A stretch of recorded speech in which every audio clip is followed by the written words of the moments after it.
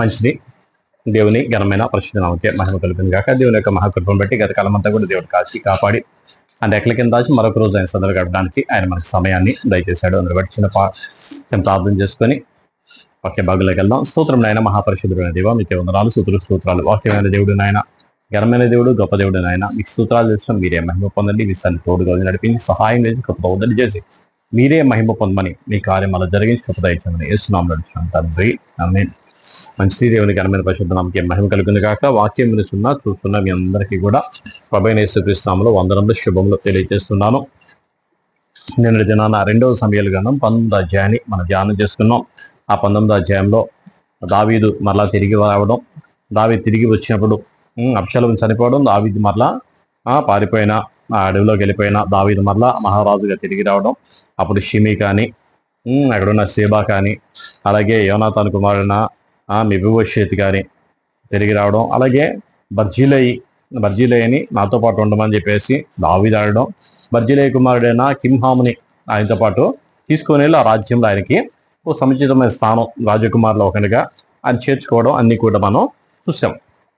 తర్వాత ఈరోజు 20వ అధ్యాయంలో మనం చూసినట్లయితే బెన్యామీయుడగు బిక్రీ కుమారుడైన షెబాయా అను పనికి మాలిన వాడొకడు అచ్చటుండెను. వాడు దావీదునందు మాకు భాగము లేదు, యెషయి కుమారునందు మాకు స్వాస్యము ఎంత మాత్రం లేదు. ఇశ్రాయేలు వారులారా, మీరందరూ మీ గుడారములకు పొండని బాకా ఊది ప్రకటన చేయగా ఇశ్రాయేలు వారందరూ దావీదును విడిచి బిక్రీ కుమారుడైన షెబాను వెంబడించిరి. అయితే యోర్దాను నది నుండి యెరూషలేము వరకు యూదావారు రాజును హత్తుకొనిరి.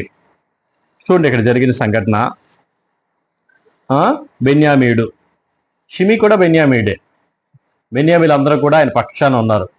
ఈ బెన్యామీని గురించి యాకోబు ఆ రోజు రాసిన మాట ఏంటంటే, వీడు విడదీసేవాడు తోడేలు లాంటి వాడు అని చెప్పేసి రాశాడు. వీడు విడదీసేవాడు తోడేలు లాంటి వాడు అని చెప్పేసి బెన్యామీను గురించి రాశాడు. ఈ బెన్యామీడు అంటా ఉన్నాడు కదా, బిక్రీ కుమారుడు అని షెబాయా వచ్చి, మాకు దావీదుతో పాలు లేదు, దావీదుతో పొంతు లేదు, మాకు దావీదు వద్దని చెప్పేసి మాట్లాడుతున్న ఒక పనికి మాలినవాడు. షిమీ కూడా అలాంటి వాడే. సౌలు దగ్గరికి వచ్చిన ఆయన మహాతిట్లు తిట్టి ఈరోజేమో కాళ్ళబేరానికి వచ్చి కాళ్ళ దగ్గర పడ్డాడు. ఇప్పుడు ఈ షెబాయా కూడా ఇలాంటి మాటలే మాట్లాడుతున్నాడు. అసలు దావీదుతో మనకు సంబంధం లేదు, మనంతా వేరు, మనంతా ప్రత్యేకం అని చెప్పి దేవుడు అభిషేకించిన వాడిని వదిలిపెట్టేశాడు. దేవుని ఆత్మని వాడిని వదిలిపెట్టేసి మన ఇష్టానుసారంగా ఉన్న పనికి మాలిన వాడు ఉన్నాడు. వాళ్ళందరూ కూడా అయితే జనులు కూడా కొంతమంది ఆయనే హత్తుకున్నారంట. ఆయన వైపే తిరిగి ఆయన వైపు వెంబడించుకొని వెళ్ళారంట. దావీదు యెరూషలేములోని తన నగరికి వచ్చి తన ఇంటికి తాను కాపుగా నుంచిన తన ఉపపత్నులైన 10 మంది స్త్రీలను తీసుకొని వారిని కావల్లో ఉంచి వారిని పోషించుచుండెను. కానీ వారి యొద్దకు పోకుండెను. వారు కావలి యొద్ద ఉంచబడిన వారై బ్రతికినంత కాలం విధవరాలై ఉండిరి. తరువాత రాజు అమాశాను పిలువనంపి 3 దినముల్లోగా నీవు నా దగ్గరకు యూదావారిని అందరినీ సమకూర్చి ఇక్కడికి హాజరు కమ్మని ఆజ్ఞాపించగా అమాశా యూదావారిని సమకూర్చుటకై వెళ్ళిపోయాను. అతడు ఆలస్యము చేసినందున అతనికి నిర్ణయించిన కాలము మీరినప్పుడు దావీదు అబీషైని పిలువనంపి, బిక్రీ కుమారుడైన షెబా అబ్షాలోము కంటే మనకు ఎక్కువ కీడు చేయును, వాడు ప్రాకారం గల పట్టణంలో వచ్చి మనకు దొరకకపోనేమో గనుక నీవు నీ ఎలిన వాని సేవకులను వెంట పెట్టుకొని పోయి వాని తరిమి పట్టుకొనమని ఆజ్ఞాపించాను. కాబట్టి యోవాబు వారును కేరేతీయులు, పెలేతీయులు, బలాఢ్యులందరూ అతడితో కూడా యెరూషలేము నుండి బయలుదేరి బిక్రీ కుమారుడైన షెబాను తరమబోయిరి. వారు గిబియోన్లో ఉన్న పెద్ద బండ దగ్గరకు రాగా అమాశా వారిని కలియవచ్చెను. యోవాబు తాను తొడుక్కొనిన చొక్కాయను పైన బిగించుకున్న నెడికట్టును మరలా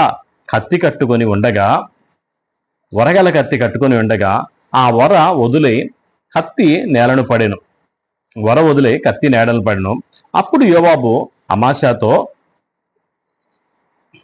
నా సహోదర, నీవు క్షేమంగా ఉన్నావా అనుచు అమాశాను ముద్దు పెట్టుకున్నట్లుగా కుడి చేత అతని గడ్డం పట్టుకొని అమాశా యోవాబు చేతిలో ఉన్న కత్తిని చూడకయు తన్ను కాపాడుకొనుకయు ఉండగా యోవాబు అతన్ని కడుపులో దాన్ని గుచ్చెను.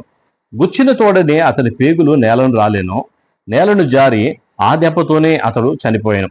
యోవాబును అతని సహోదరుడును అభిషేయును బిక్రీ కుమారుడగు షెబాను తరుబట సాగిపోగా యోవాబు బంటులలో ఒకడు అతని దగ్గర నిలిచి యోవాబునకు ఇష్టలైన దావీదు పక్షమునున్న వారందరూ యోవాబును వెంబడించుడని ప్రకటన చేశాను. అమాస రక్తంలో పొర్లుచు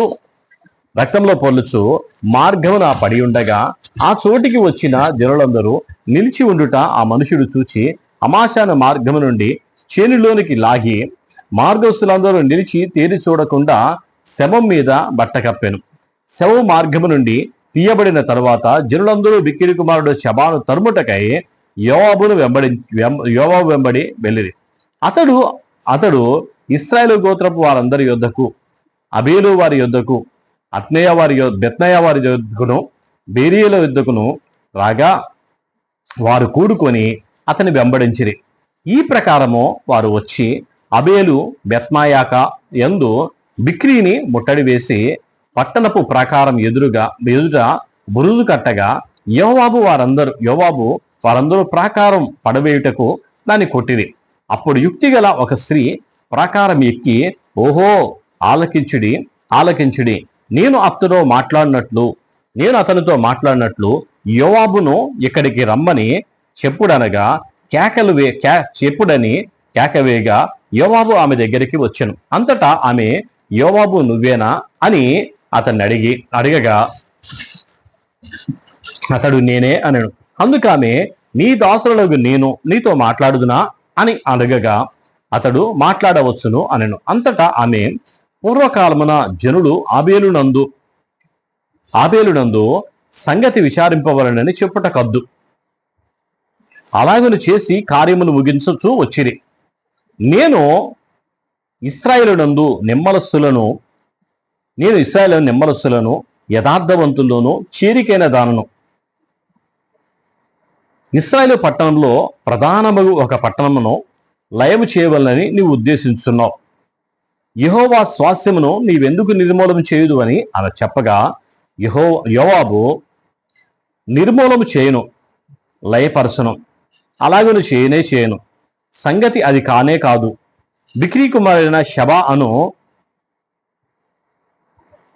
ఎఫ్రాయిపు మన్యపు వాడు ఒకడు రాజైన దావీదు మీద ద్రోహం చేసి ఉన్నాడు. మీరు వారిని మాత్రం అప్పగించుడి, తోడనే నేను పట్నమును విడిచిపోదునని చెప్పగా ఆమె యోవాబుతో, చిత్తమో వాని తల ప్రాకారం పైనుండి పడవేయబడునని చెప్పి పోయి తాను యోవాబుతో పలికిన యుక్తిగల మాటలను జనులందరికీ తెలియజేయగా వారు బిక్రీ కుమారుడగు షెబా యొక్క తలను ఛేదించి యోవాబు దగ్గర దాన్ని పడవేసిరి. కాగా అతడు బాకా ఊదించిన తరువాత జనులందరూ పట్టణమును విడిచి ఎవరి గుడారమున వారు పోయిరి. యోవాబు యెరూషలేమునకు రాజునొద్దకు తిరిగి వచ్చెను. హల్లెలూయా. ఇక్కడ జరిగిన సంఘటన మనం చూసినట్లయితే ఈ షెబా అనేవాడు రాజు మీద తిరుగుబాటు చేసి రాజుతో మనకి ఏ విధమైన సాంగత్యం లేదని చెప్పేసి చెప్పాడు. రాజుగారికి ఈ విషయం తెలిసి, అబ్షాలోము కంటే కూడా వీడు మహా డేంజర్ అవుతాడు, వీడు కూడా ప్రకారం గల ఒక పట్టణాన్ని కడితే మనం ఈయన్ని బట్టి కూడా మనం పారిపోవాలి అని చెప్పి ఆ షెబాని పట్టుకొని రండి, ఆ షెబాని సంహరించమని చెప్పేసి చెప్పినప్పుడు వారందరూ కూడా బయలుదేరి వెళ్తున్నాడు. దానికి ముందే ఇశ్రాయేలందరూ సమకూర్చడానికి అమాస్యాని పిలిచి మాట్లాడాడు. నువ్వు సైన్యాధిపతిగా నువ్వు సైన్యాధిపతిగా ఈ యోవాబు కాకుండా నువ్వు ఉండు అని చెప్పేసి దావీదు అమాస్యాకి చెప్పాడు. ఇప్పుడు దారిలోకి వెళ్ళిన తర్వాత ఈ షెబాయిని పట్టుకోవడానికి వెళ్ళినప్పుడు అమాస్య యోవాబు ఎదురుపడ్డారు. అమాస్య ఎదురుపడినప్పుడు యోవాబు యొక్క వరలో ఉన్న కత్తికి నేల పడిపోతే దాన్ని తీసినట్టుగా తీసి అమాస్యని, నా సహోదరాన్ని క్షేమంగా పలకరించి గడ్డం మీద చేపట్టుకొని కడుపులో ఒక పోటు పొడిచాడు. ఒక దెబ్బకే పేగులన్నీ కూడా కింద నేల రాలిపోయి ఉండగా ఆయన తీసి అక్కడ పడేసి జనులందరూ కూడా పారిపోతా ఉన్నారు. ఎవరిని? షెబాయాను పట్టుకోవడానికి వెళ్తా ఉన్నారు. అందులో యోవాబు యొక్క బంటుగా ఉన్నాడు, యోవాబుకి నమ్మకస్తుడిగా ఉన్నవాడు. జనులందరూ కూడా ఆ అమాస్య దగ్గర నిలిచి చూస్తూ ఉండగా ఆ అమాస్య యొక్క శవాన్ని పక్కకు లాగి దాని మీద బట్ట కప్పి జనులందరూ కూడా ఇప్పుడు ఈ శవాన్ని తరమడానికి వెళ్తున్నట్టుగా వాళ్ళందరూ సాగిపోయారు. అమాష అక్కడ దారిలోనే చనిపోయి ఉన్నాడు. జనులందరూ సమకూర్చడానికి వచ్చిన వాడు నిష్కారణంగా ఆయన్ని చంపేశాడు యోవాబు. ఇప్పుడు తర్వాత వెళ్ళి శవాన్ని పట్టుకోవడానికి ఓ పట్టణానికి వెళ్ళాడు. ఆ పట్టణం పేరు అబేలు. ఆ పట్టణంలో అబేలు పట్టణానికి వచ్చి ఆ ప్రాకారాన్ని పడగొట్టి ఏది ఏమైనా సరే శవాన్ని పట్టుకోవడానికి ప్రయత్నం చేస్తూ అలా ఊరి మీద అంతా కూడా మహా దుమ్మిగా చేస్తుండగా అందులో ఒక యుక్తిగల స్త్రీ వచ్చి అంటుంది కదా, ఈ అబేలు గురించి నీకు ఏమైనా తెలుసా? ఈ అబేలు అంతకుముందు పురాతన కాలం నుండి కూడా ఏదైనా ఒక ఇబ్బంది కానీ ఏదైనా ఒక అవసరం వస్తే అందరూ ఇక్కడ కూడి దాని యొక్క సమస్యకి పరిష్కారం చేస్తారు. ఏ సమస్య అయినా ఇక్కడ పరిష్కారం పుంగించుకొని వెళ్తారు. అటువంటిది నువ్వే ఇక్కడ సమస్య తీసుకొని వచ్చావే, నువ్వే ఇక్కడ సమస్య అయిపోయావే అన్నట్లుగా యోవాబుతో మాట్లాడితే యోవాబుతో మాట్లాడినప్పుడు చెప్తున్నాడు. యోవాబు అంటున్నాడు, నేను ఏమి ప్రాకారాన్ని పడగొట్టనో పాడు చేయను, అయితే నాకు శబా అనేవాడు కావాలి, శబా అనేవాడిని మాకు అప్పగిస్తే చాలు ఉన్నప్పుడు ఆమె వెళ్ళి ఆ ఊరియో పెద్దవాళ్ళందరూ కూడా చెప్పి ఆ శబా యొక్క తలను తీసుకొచ్చి అప్పగించినప్పుడు యోవాబు ఆ తలను తీసుకొని పోయాడు. నిజంగా కొన్ని చోట్ల మనం చూస్తే వాడు తీవ్రవాది అని తెలిసి కూడా, వాడు దేశానికి నష్టం చేసేవాడు అని తెలిసి కూడా, వాడు పాపాత్ముడు అని తెలిసి కూడా వాడికి కాపుదలు ఇస్తాడు, వాడి పక్షాన్ని యుద్ధం చేస్తారు, వాడి పక్షాన పోరాటం చేస్తారు. చూడండి, హమాస్ తీవ్రవాదులు కానీ ఇప్పుడు ఏదైనా తీవ్రవాద సంస్థలు ఏదైనా చూసినప్పుడు ఆయా దేశాల్లో ఆయా ప్రాంతాల పట్టణాల్లో వాళ్ళకి ఆశ్రయం కల్పించడమే తప్పు. అటువంటిది ఆశ్రయం కల్పించడమే కాకుండా వారి పక్షాన ఇంకా యుద్ధం చేస్తారు, వారి పక్షాన వారిని కాపాడుతూ వారిని కాపాడాలని ప్రయత్నాలు చేసి వాళ్ళు చాలా దేశానికి పట్టణానికి నష్టాన్ని కలిగించుకుంటారు. కానీ యుక్తిగల స్త్రీ అలా కాదు. ఆ ఒక్కడెవడైనా ఉన్నాడో, ఆ ఒక్కడి పనికి మాలు ఎవడున్నాడో వాడిని తీసేశాడు. క్యాన్సర్ పుండ్లాగా ఉన్నవాడిని పుండు కట్ చేసేస్తే క్యాన్సర్ ఆగిపోద్ది. అలాగే ఈ ఒక్కడి వలన ఆ దేశం ఆ పట్టణం ఎందుకు పాడైపోవాలని చెప్పేసి ఒక్కడిని అప్పగించింది. అక్కడితో యుద్ధం అనేది ఆగింది. ఆ ప్రాంతం అంతా కాపాడగలిగింది. ఆ ప్రాంతంలో ఆమె చాలా తెలివి కలిగింది. నేను ఆమె చెప్తున్న మాట కూడా నెమ్మదస్తుల్లోనూ యథార్థవంతులో నీ చేరికైన దాన్ని ఆమె చెప్తున్న మాట, నీ నెమ్మదస్తుల్లోనూ యథార్థవంతులోను చేరికైన దాను. ఆ సాక్ష్యం చెప్తూ ఆయన గురించి పిలుస్తుంది, నీతో మాట్లాడచ్చా అని చెప్పి. నిదానగానే యథార్థవంతురాలు. ఆ దేశాన్ని పట్టణాన్ని కాపాడడానికి ఆడైతే ఏముంది, మగైతే ఏముంది, కాపాడాలని ఆశ ఉండాలి, దాన్ని మాట్లాడడానికి తెగింపు ఉండాలి, ముందుకు సాగే ఆలోచన ఉండాలి. వెళ్ళింది, మాట్లాడి అక్కడ సమాధానం అనేది తీసుకొచ్చింది, ఆ ప్రాంతం అనేది కాపాడండి. 23వ వచనంలో యోవాబు ఇశ్రాయేలు దంటు వారికి అధిపతి అయి ఉండెను. అయితే కేరేతీయులను పెలేతీయులను యెహోయూదా కుమారుడుగు బెనాయ అధిపతి అయి ఉండెను. అదోరాము వెట్టి పనులు చేయువారి మీద అధికారి అయి ఉండెను. అహీలూదు కుమారుడుగు యెహోషాపాతు రాజ్యపు దస్తావేజుల మీద ఉండెను. షేవ లేఖికుడు, సాదోకు అబ్యాతారు యాజకులు, ఈ యాయీరుడైన ఈరా దావీదునకు సభాముఖ్యుడు. దేవుడి మాటలు దీవించి ఆశ్రయించును గాక. దేవుని కృపతోడే ఉండి నడిపించను గాక. ప్రార్థన చేస్తున్నాం. స్తోత్రం నాయన, మహాపరిశుద్ధుడైన దేవ, మీకే వందనాలు, స్తోత్రాలు. మహోన్నత మహాగణుడ, గొప్పవాడమైన మా దేవ, జీవం గల మా తండ్రి, జీవాధిపతి, మీకు స్తోత్రాలు చేస్తున్నాం, మీరే మహిమ పొందండి. దయగలవాడ, కృపగల దేవ, మీకు స్తోత్రాలు చేస్తున్నాం, మీరే మహిమ పొందండి. దయగల సమయంలో ప్రభువ మీ పాదాల చెందుకు వచ్చాం. వాక్యాన్ని ఆయన మేము ధ్యానిస్తుండగా ప్రభువ తండ్రి మీకు స్తోత్రం నాయన. యోవాబు వలె నాయన ఆయా కుటిలమైన మనస్సు నాయన మాలో లేకుండా ప్రభువ తండ్రి ఉండాలని సహాయం చేసేయండి. ప్రభువ శబ వలె నాయన విడదీసేవారిగా నాయన వేరుపరిచేవారికి ఉండకుండా ఐక్యపరిచి సమాధానపరిచేవారికి ఉండాలని సహాయం దయచేయండి.